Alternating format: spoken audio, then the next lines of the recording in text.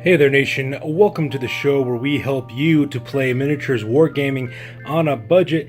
It is I, Commander CheapSkate, and we are back with another edition of Ride the Lightning. This is our series of videos that are dedicated to the building of our Stormcast Eternals Army from my studio, and right off the bat, I have to apologize. It's been way too long since I did another one of these update videos for Ride the Lightning. I've been juggling a lot of projects, kind of overcommitted myself to too many armies actually and paying those up, and so because of that I kind of put my Stormcast Eternals Army on the back burner for a little bit. So I finally had some recent time to kind of get refocused on my army again, and as you can see from this video, we now have an enlarged army now. We're up to 1,500 points actually, a Stormcast Eternal. So we're going to talk about some of the updates that we made for this army. We're going to talk about, what direction it's kind of growing in. Because like I said before, when we did our very first episode of Ride the Lightning, the goal is to get a 2,000 point army fully painted out and also fielded on the army. So let's go and talk about some of the things that we've done. Alright, so up to this point, you guys have seen the Retributors. So the Retributors, those guys have been completed. Same thing with the Adjudicators, same thing with the Lord Relictor, as well as the Lord Celestant on Dracoth. Now, this is the unit of Liberators, but as you can see in this formation, we have two new models that we have created here. I'm going to separate these guys out so that we can focus on them a little bit more. So primarily the thing that I've been focusing the most on for adding this army up to 1,500 points is characters, leaders specifically, for Age of Sigmar. So you can see here we have our two newest members of our army. I have a Knight Heraldor as well as a Knight Vexillor. These two are really cool to have inside the army. The Heraldor, he actually causes damage to units that are inside of cover.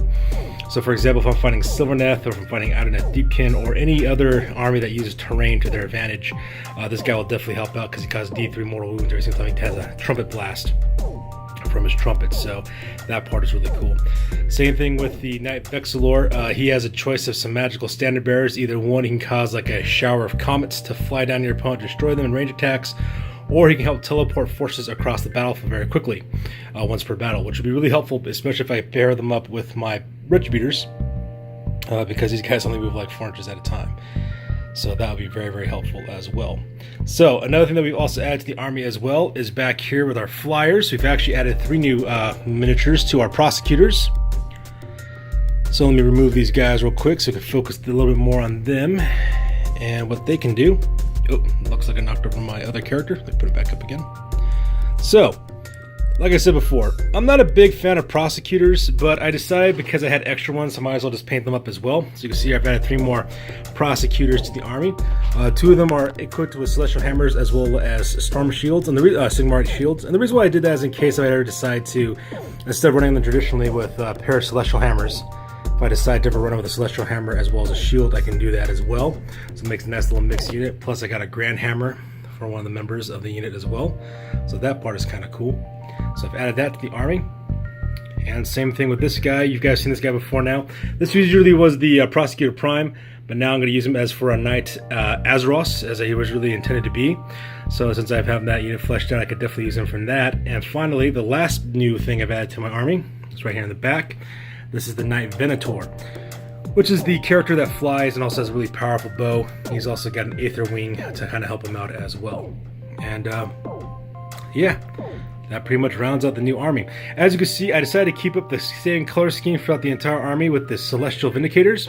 I've recently got the new Battle Tome, the latest one that came out for the Stormcast Eternals, and in that it actually gives you some bonuses to the different chambers that exist with the Stormcast Eternals.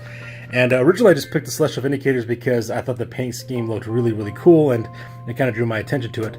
But now these guys are also really fierce in close combat. If you charge at them, they get extra bonuses. The command ability that the general has is also very cool as well. A very fight army, very combat-oriented army. So I'm looking forward to trying out those new rules with this army as at 1,500 points. So yeah, really excited to see exactly what these guys can do at 1,500 points. Now, the next step is moving on to step 3, which will be to add the rest remaining other 500 points for my army. Basically, I ran into a box set of Blight Wars. This is what I decided to use that one for, to get my rest of my 500 points. I have 3 Hunter Raptors, Wait, I forgot what they're called. They're the guys who have the really big crossbows.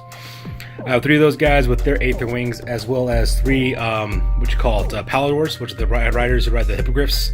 So I also have those, and I also have a unit of 5 hunters as well that I'm going to paint up using the same kind of color scheme that I'm going with turquoise and different shades of blue for the Stormcast Eternals for the Celestial Vindicators. So yeah, pretty excited the way this army came out. It looks awesome. I can't wait to try these guys out in the next battle report with these guys. Alright, so that's going to do it for this one, you guys. Just a little quick update video about our Stormcast Eternal Army now at 1,500 points. As always, you guys, please feel free to like, comment, and or subscribe. Your guys' input is available to us as always. Also check us out on Facebook, Instagram, Google+, as well as Blogger.com for all the latest and greatest news about our hobby. That's going to do it for this one, you guys. You guys stay classy. Peace out.